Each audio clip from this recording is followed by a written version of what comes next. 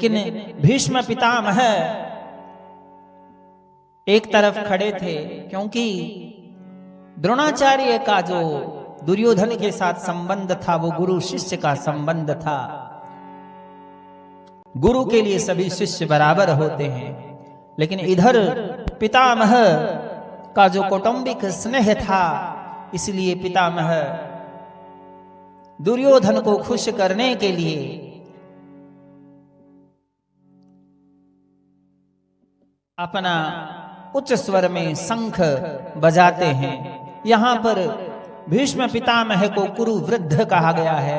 हालांकि उस सेना में बाहलीक जो शांतनु के भाई थे वो सबसे वृद्ध थे, लेकिन फिर भी भीष्म पितामह को कुरु वृद्ध यानी सबसे बड़ा बूढ़ा क्यों कहा गया?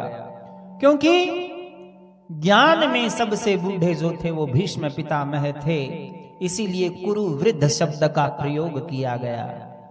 कोई उम्र में बड़ा होता है तो वो कभी बड़ा नहीं माना जाता, जो ज्ञान में बड़ा होता है उसी को ही बड़ा माना जाता है। और शंख ध्वनि से दुर्योधन के मन में हर्ष उत्पन्न हो गया। और इसी श्लोक में आपने देखा कि कुरु वृद्ध पितामह के साथ साथ पितामह को क्या कहा गया है? प्रतापवान। प्रतापवान क्यों कहा गया? क्योंकि भीष्म पितामह कनक और कामिनी के त्यागी थे। उन्हें किसी प्रकार का कोई लालच नहीं था, बाल ब्रह्मचारी थे।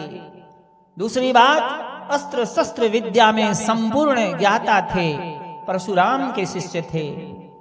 जब उन्होंने अपने भाई विचित्रवीर्य के लिए काशीराज की सेना से कन्याओं का हरण किया, तो उस समय अनेक क्षत्रिय देव थे, वो भीष्म पितामह पर टूट पड़े। अकेले ही उन क्षत्रियों को हराते हुए उन तीनों को विचित्रवीर्य के पास ले आए थे। वो ही भीष्म पितामह प्रतापवान इसलिए भी हैं क्योंकि जिनके गुरु परशुराम है, उन्होंने अपने गुरु परशुराम से भी हार नहीं मानी थी। और सबसे महत्वपूर्ण बात ये भी है कि वो धर्म के विषय में भी प्रकांड विद्वान थे, शास्त्रों के ज्ञाता थे। जब युधिष्ठिर को शंका हुई तो भगवान श्री कृष्ण बोले कि शास्त्र ज्ञान का सूर्य अस्ताचल को जा रहा है, आप उनसे जाकर के शंका का निवारण कर